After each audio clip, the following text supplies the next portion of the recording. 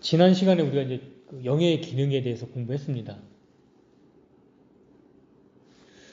이번 시간에도 영에 대해서 계속해서 살펴보려고 하는데요.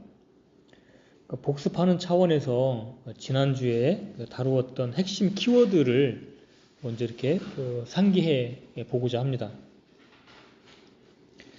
지난 시간에 거듭난 영에 대해서 이제 우리가 다루면서 그 거듭난 영이 성령님과 연합되어 있는데 그 연합 관계를 통해서 우리 영이 어떤 것을 받고 있다, 어떤 관계를 누리고 있다라고 말씀을 드렸는데 성령님으로부터 첫 번째는 성령님으로부터 위로를 받고 또 두 번째는 성령님으로부터 모든 면에서 가르침을 받을 수 있다라는 부분을 말씀드렸습니다.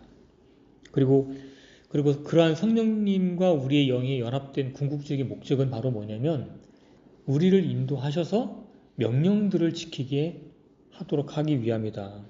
그리스도의 법을 우리 마음 안에 두셔서 명령들을 지키게 하셔서 우리가 열매를 맺게 하는 거죠. 그래서 열매를 맺는 걸 통해서 하나님 아버지께 영광이 되게 하도록 하기 위한 것이었다.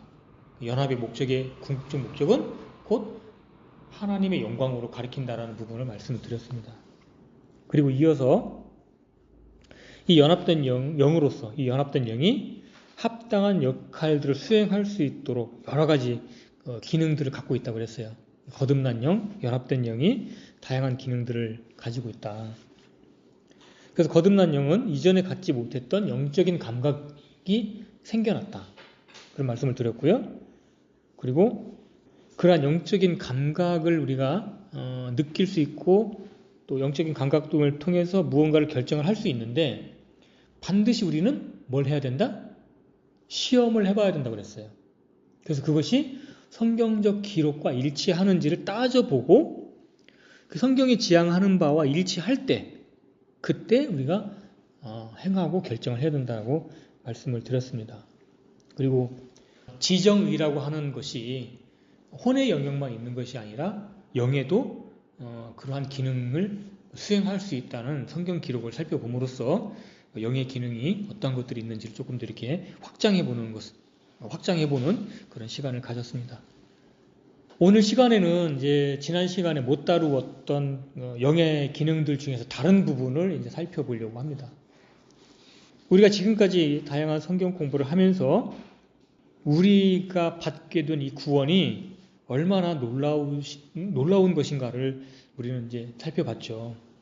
그래서 구원은 영원한 목적이 있고 하나님께서 계획하신 그 영원한 왕국을 이루어가는 그런 과정 속에서 이 땅에서 거기에 참여할 자들을 모으고 있고 그래서 그렇게 그 구원에 참여한 자들은 아담과 하와가 잃어버렸던 하나님의 영광과 존귀 그것을 우리에게 회복시켜 주는 것이다. 그래서 그 영원한 왕국 하나님께서 이루실 그 영원한 왕국은 결국 하나님의 어떠하심으로 가득 채워지는 하나님의 성품과 하나님의 인품에서 나온 하나님의 인격에서 나온 그 모든 것들로 채우시는 왕국이 될 텐데 그것이 영적인 것들 또는 물질적인 것들 다 합쳐서 그러한 왕국들로 채워질 거라는 것을 우리는 계속해서 공부해오면서 그걸 배웠습니다. 그래서 이 구원이라는 가장 놀라운 특징은 바로 뭐냐면 정말 마귀처럼 자기중심적이고 이기적인 그런 사람이었던 존재가 이제는 하나님의 형상, 곧 아들의 형상을 갖고 또 닮아간다라고 하는 특징이 있다는 것이죠. 이것이 이제 구원받은 성도의 가장 큰 어떻게 보면 이제 차이점이고 특징이에요. 우리는 사실 이런 것들을 많이 배우지 못했죠, 과거에. 구원받았다, 그냥 나 구원받았는데 너 구원받았는데 죄 없다라고만 외쳤지만 사실은 그러한 구원의 성취를 우리에게 가져오기 위한 궁극적인 목적은 바로 뭐냐면 우리를 통해서 그리스도께서 나타나는 것을 이루기 위해서 우리를 구원하셨다는 것이죠. 그리고 우리가 살아가는 이 세상은 악한 현 세상입니다. 왜? 마귀가 통치하는 세상이고 악한 영들이 지배하는 이 세상이기 때문에 우리가 이 땅을 걸어가는 동안에 우리는 자주 실족할 수 있고 자주 넘어질 수 있고 많은 유혹을 받을 수 있어요.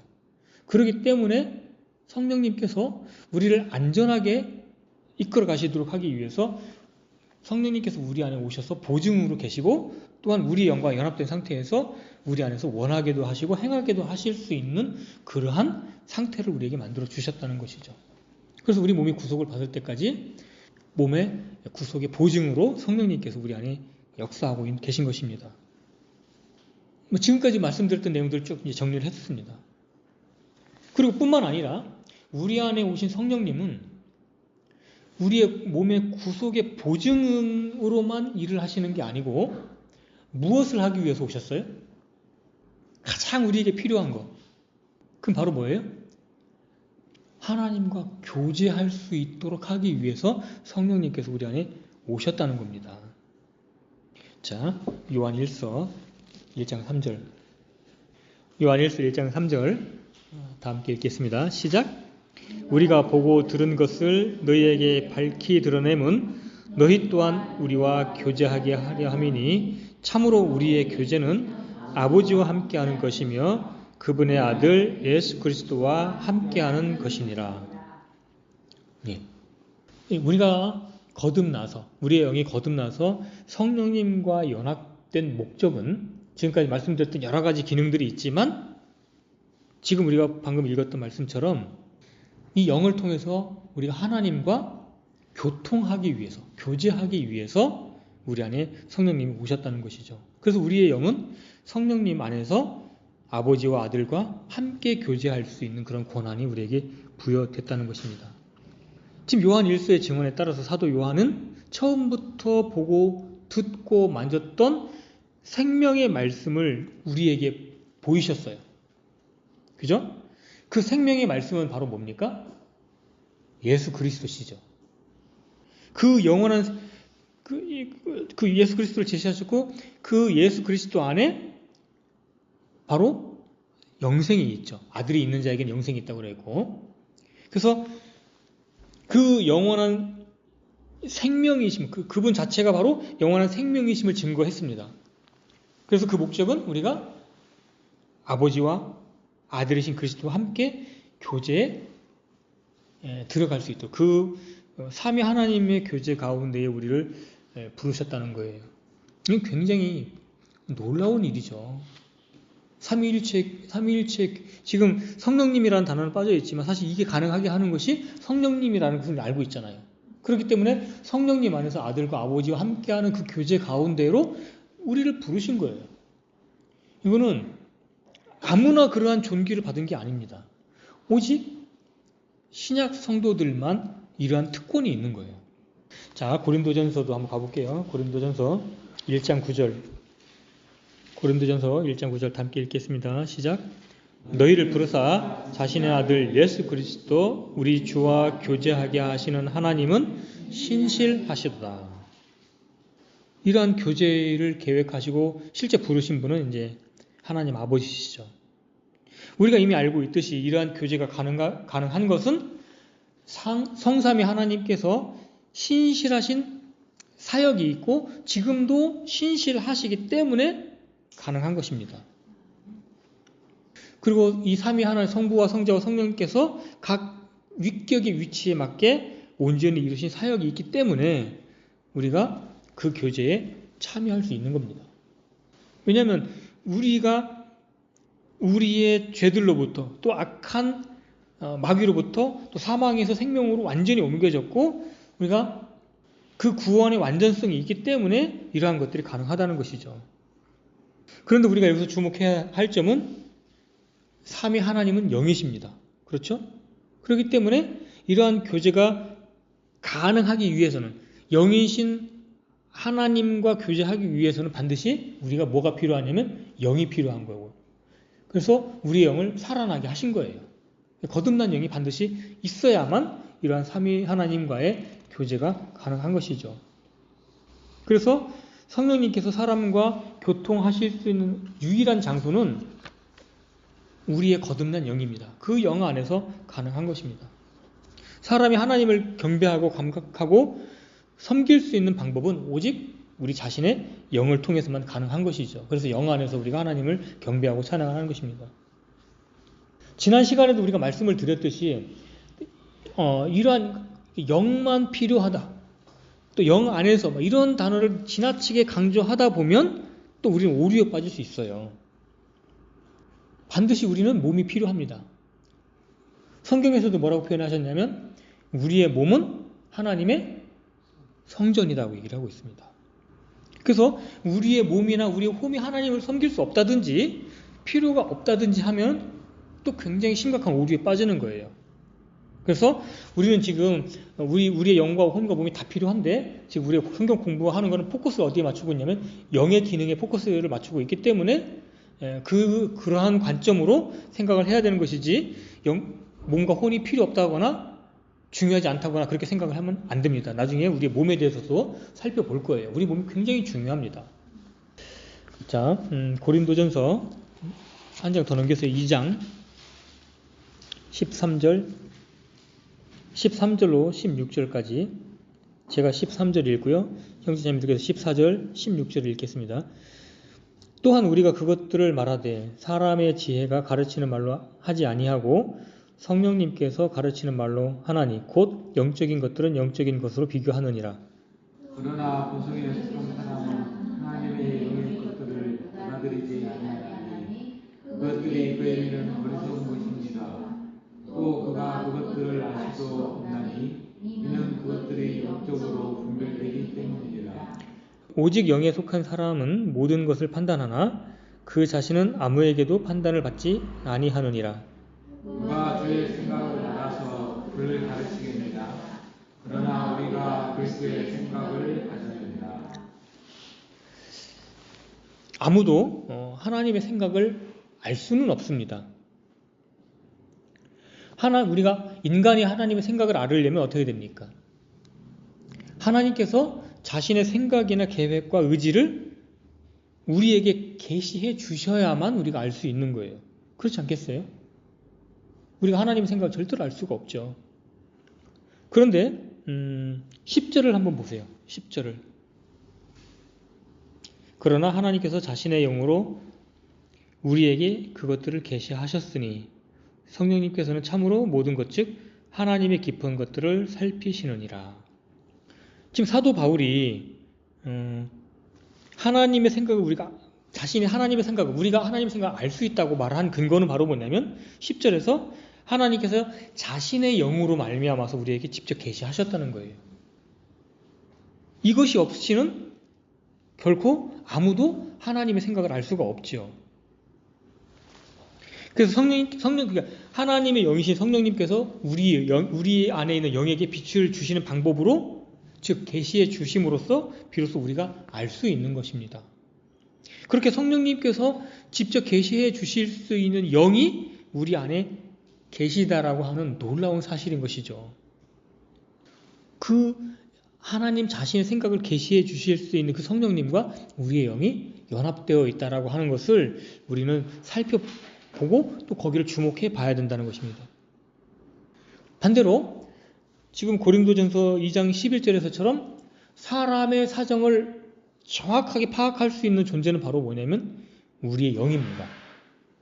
우리는 때때로 우리 자신을 들여다볼 때 어떻습니까? 나도 나를 모를 때가 참 많아요. 그렇죠? 아는 것 같았는데 내가 나를 생각했던 게 잘 아닌 것 같은 생각이 드는 거예요. 내가 잘못 생각했다든지. 근데 그런 것들을 정확하게 파악할 수 있는 존재가 바로 뭐냐면 영이라는 것이죠. 그래서 오직 사람의 영만이 사람을 정확하게 알고 있고 또 하나님의 영인 성령만이 하나님의 사정을 정확하게 알 수가 있습니다.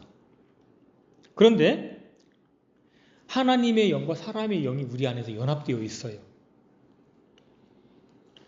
그렇기 때문에 우리 안에 계신 성령님께서 우리의 속 사정을 정확히 파악하면서 하나님도 정확히 알기 때문에 어떻습니까?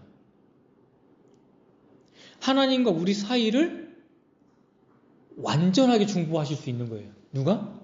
성령님께서. 자, 우리를 중보하시는 분은 두 분이 계세요.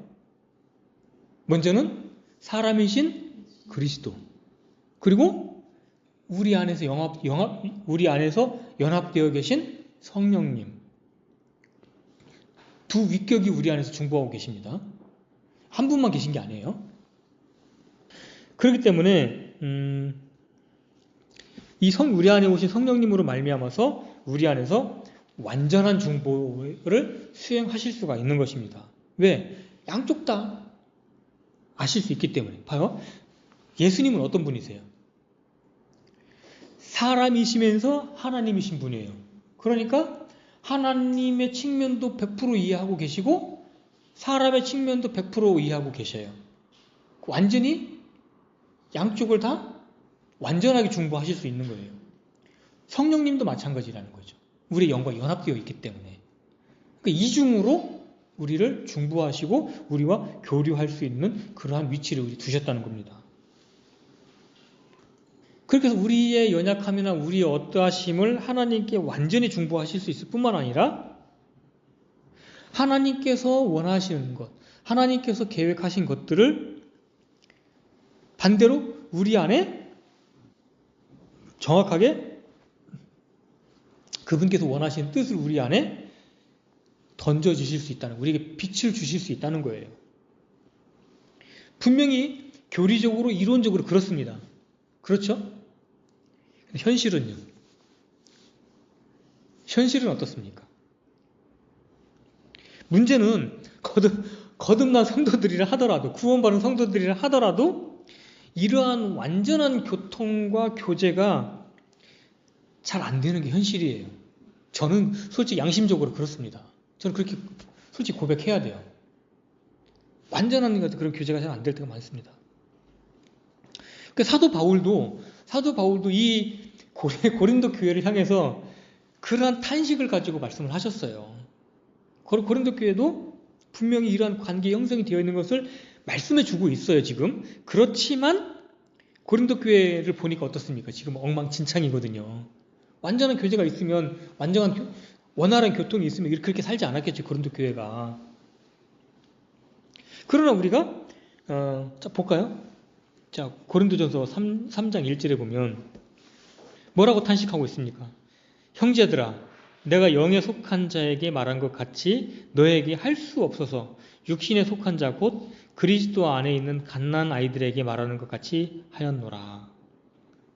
지금 2장에서 지금 그러한 영적인 깊은 진리를 말을 했지만, 그렇지만 그 고린도 교회가 이런 말씀들을 온전히 소화할 수 있을 정도로 성숙하지 못했기 때문에 아직도 육신에 속한 자들처럼, 이제 갓난 아이들처럼 대하듯이 그렇게 말을 할 수밖에 없는 바울의 답답함과 그런 마음의 고통이 있는 거예요. 그러나 우리가 분명히 알 수 있는 것은 뭡니까?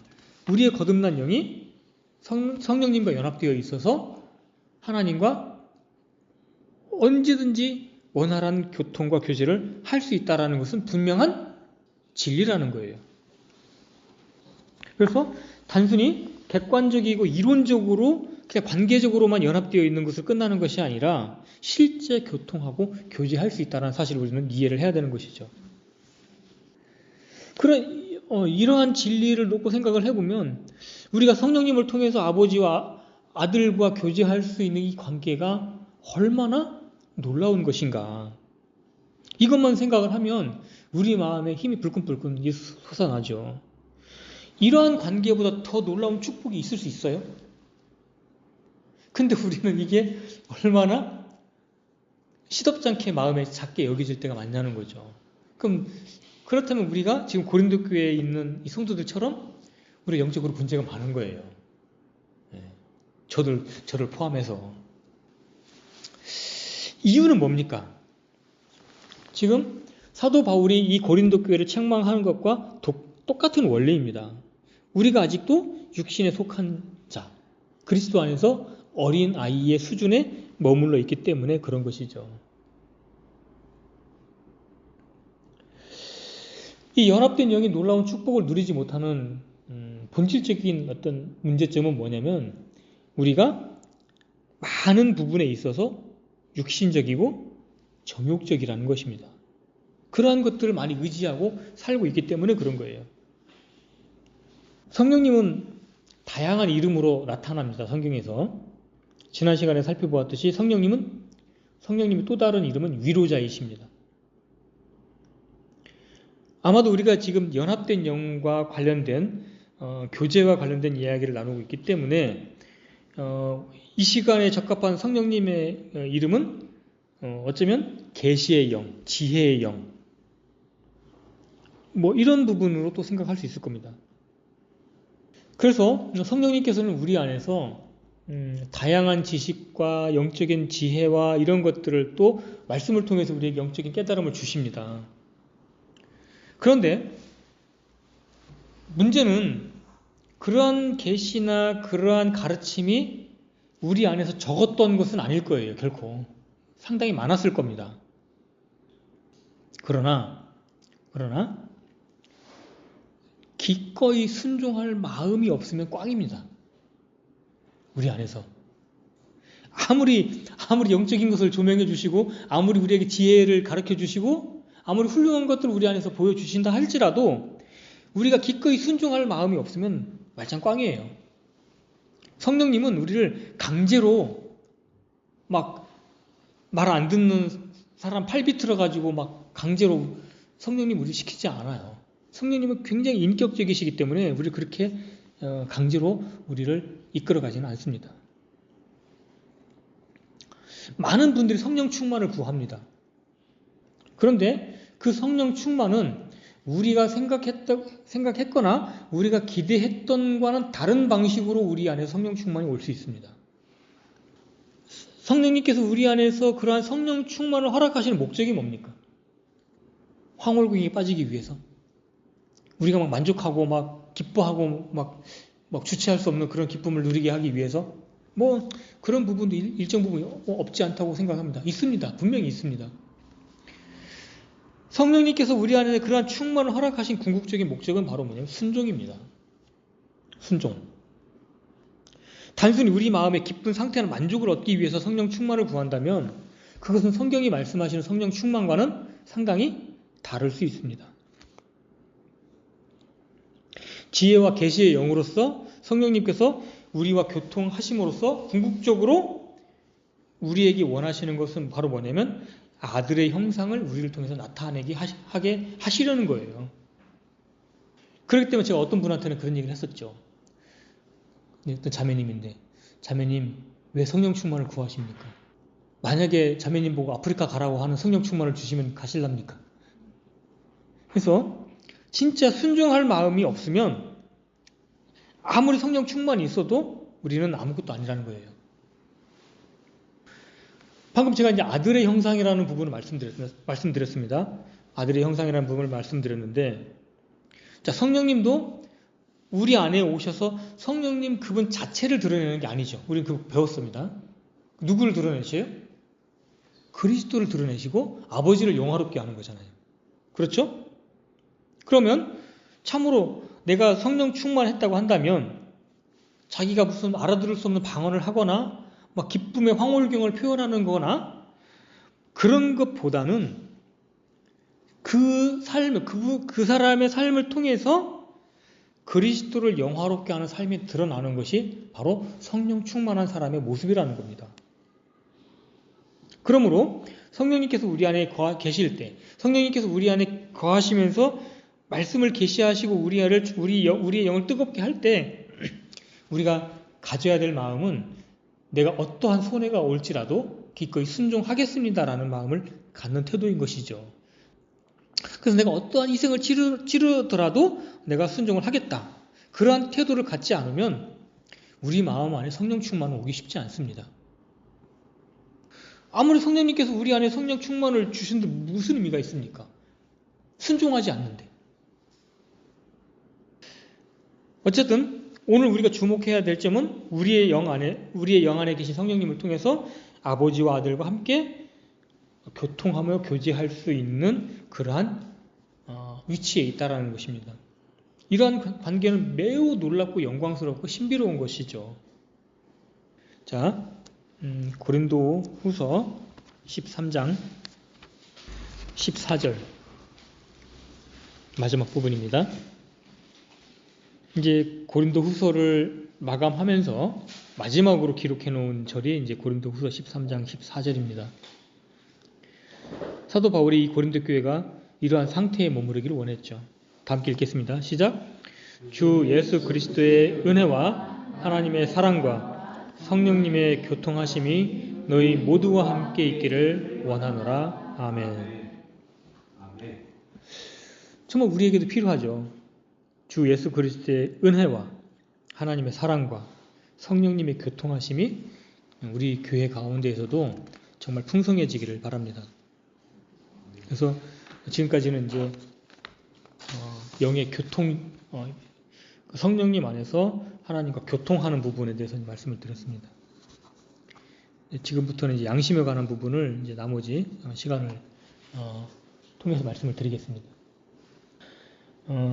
우리는 이제 지난 성경 공부를 통해서 영과 양심이 매우 밀접하다라는 것을 우리가 살펴봤어요.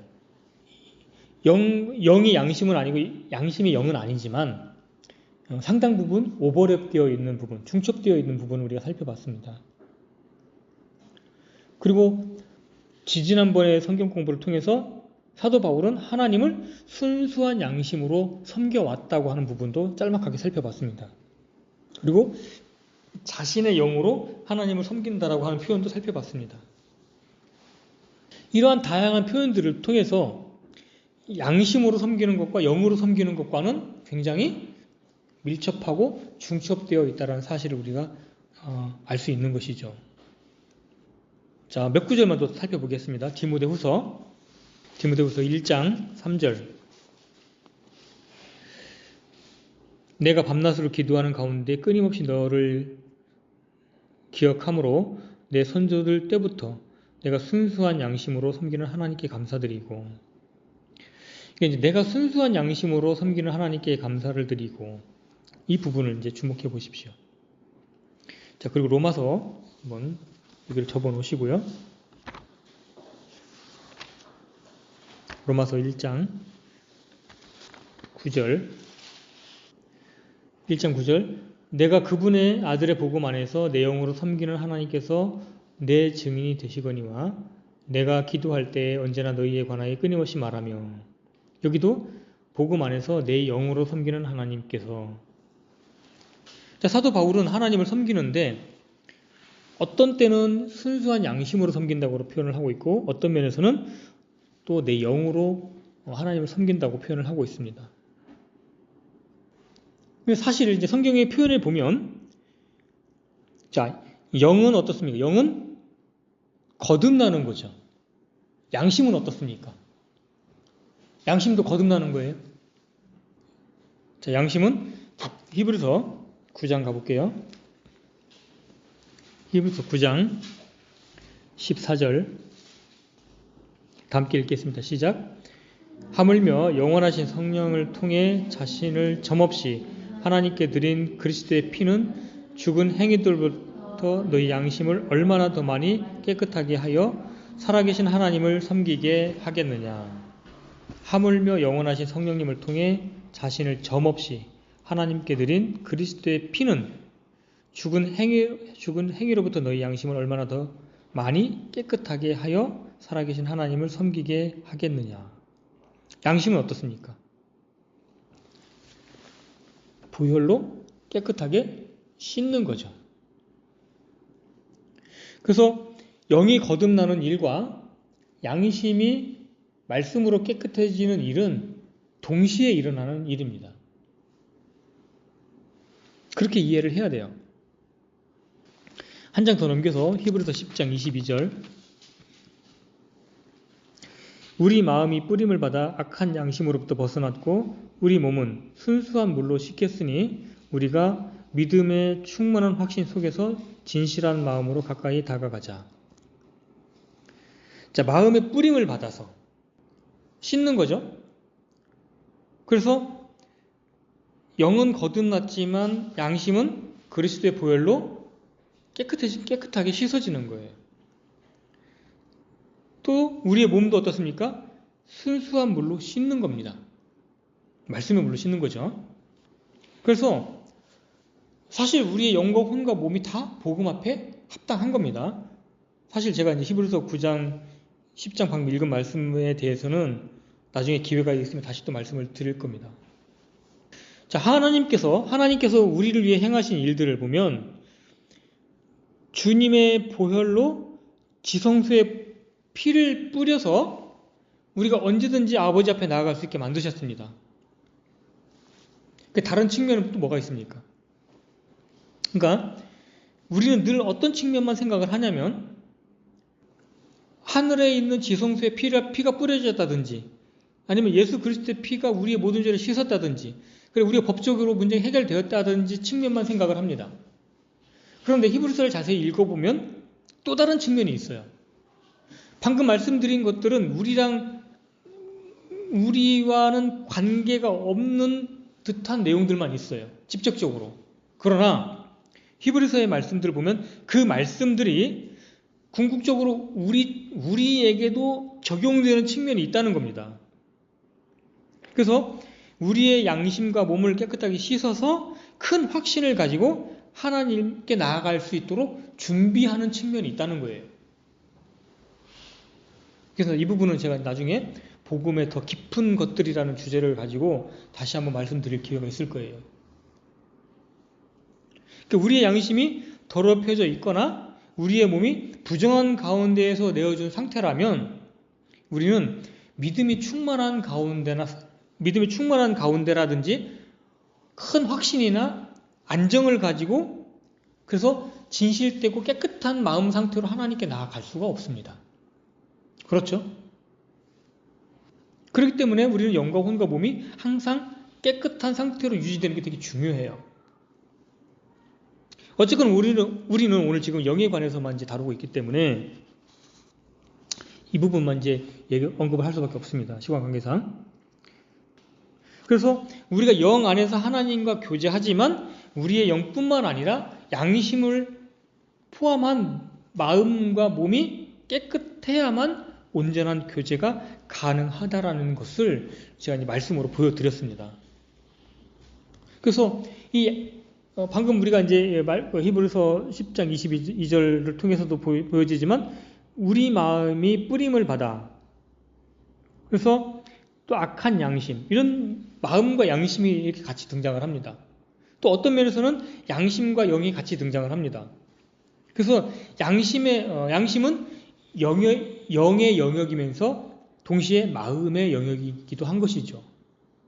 양심은 영적 지혜와 계시를 기준으로 우리의 상태를 판단하고 정죄합니다.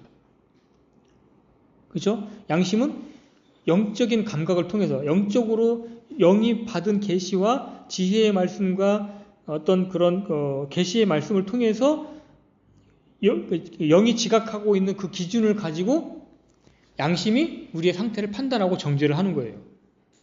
그래서 성도가 성령님을 따라 걷고자 한다면 양심의 소리에 귀를 기울여야만 합니다. 양심을 따라서 거리낌 없이 처리해 나가는 것이 어쩌면 성화의 삶의 길인 것이죠. 우리의 양심이 틀렸다고 말을 하면 우리는 잠깐 서서 멈추어 서서 그 양심의 소리를 들어야 됩니다. 물론 우리의 양심이 때때로 더럽혀지거나 잘못된 사상에 의해서 오염되어 있을 수도 있어요. 그렇지만 일단 그 양심이 우리에게 무언가를 메시지를 전하면 그 양심의 메시지가 양심의 소리가 100% 틀렸다고 단정하기는 어려워요. 그렇지만 잠깐 서서 멈추어 서서 그 양심의 소리를 깨끗하게 정리를 해야 됩니다. 그렇지 않으면 그 양심의 소리가 나를 계속 붙잡아요. 어떤 영적 교제를 막는단 말입니다. 그래서 우리 속에서 양심의 소리가 우리를 향해서 명백하게 틀렸다라고 말을 할 때가 있습니다. 그럼 어떻게 해야 됩니까? 일단 멈춰야 됩니다. 멈춰서 이미 어떤 일이 진행이 되었으면 진행된 그 시점에서 그 양심의 소리를 들었다면 그 자리에서 멈추고 회개하고 자백해서 털어내야 됩니다. 그래서 그러한 양심의 소리에 대해서 이러한 저러한 이유를 대고 핑계를 대면서 뭔가를 자신의 행동을 합리화하려고 하지 말아야 되죠. 그런 일이 반복되면 어떻습니까? 양심의 소리는 점점 더 작아지고 양심의 지배력은 점점 더 없어집니다. 약해집니다. 양심은 빛이 들어오는 창문과 같은 역할을 하는 거예요. 그래서 양심의 소리에 민감하고 순종하면 할수록 우리의 온 존재는 점점 더 깨끗하고 밝아지는 존재로 바뀐다는 것이죠. 그래서 우리의 마음이 점점 더 빛으로 가득 차게 될 것입니다. 자, 사도행전 23장 1절. 바울이 공회를 진지하게 바라보며 이르되 사람들아 형제들아 내가 이날까지 하나님 앞에서 전적으로 선한 양심을 가지고 살아노라 하거늘. 참 사도 바울은 위대한 분이세요. 이날까지 살면서 하나님 앞에서 전적으로 선한 양심을 가지고 살았다고 고백을 합니다. 참 이렇게 나중에 그리스도 심판석 앞에서 고백할 수 있으면 참 행복한 사람일 텐데 지금까지 이렇게 못 살았습니다. 회개합니다. 그래서 그는 양심에 책망할 일을 하지 않았고 양심이 그에게 정죄하는 일이라고는 그 자신의 몸에 남겨두지 않았으므로 하나님께나 사람 앞에 언제나 담대했습니다. 그래서 이 양심의 거리낌의 문제를 이야기하면 양심의 거리낌의 문제를 일으키면 그것은 우리가 성령님과 교제할 수 있는 어떤 담을 만드는 것이 돼요. 교통의 문제가 발생을 합니다. 자, 요한일서 3장 21절. 요한일서 3장 21절 다 함께 읽겠습니다. 시작.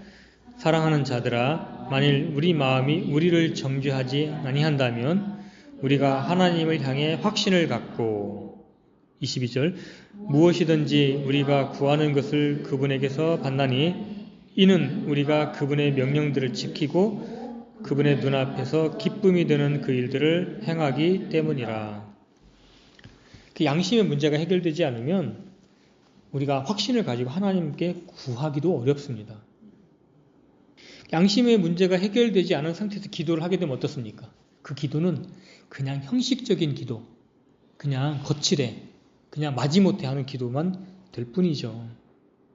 어쩌면 그 양심의 문제가 발생을 하면 어쩌면 기도를 못할 수도 있어요. 기도가 안 나오죠.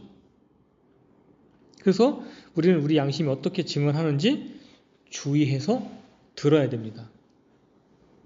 그래서 다른 사람이 우리를 판단하는 소리도 가끔 들어야 되지만 무엇보다 우리 양심이 우리를 어떤 사람이라고 판단하는지 또 우리 양심은 그 빛에 따라서 걷고 있는지 이런 것들을 판단하고 귀를 기울여야 되는 것이죠. 자, 이제 한 구절만 보겠습니다. 디모데전서 1장 5절 다 함께 읽겠습니다. 시작. 이제 명령의 목적은 순수한 마음과 선한 양심과 거짓없는 믿음에서 나오는 사랑이거늘. 자, 명령의 목적은 순수한 마음과 선한 양심과 거짓없는 믿음에서 나오는 사랑이거늘. 이게 없으면 어떻게 됩니까? 6절처럼 어떤 사람들이 이것에서 벗어나서 헛된 말다툼에 빠지는 것입니다. 그래서 율법을 말하고 이것저것을 말하지만 자신들이 말하는 것을 깨닫지도 못하고 알지도 못하는 거예요.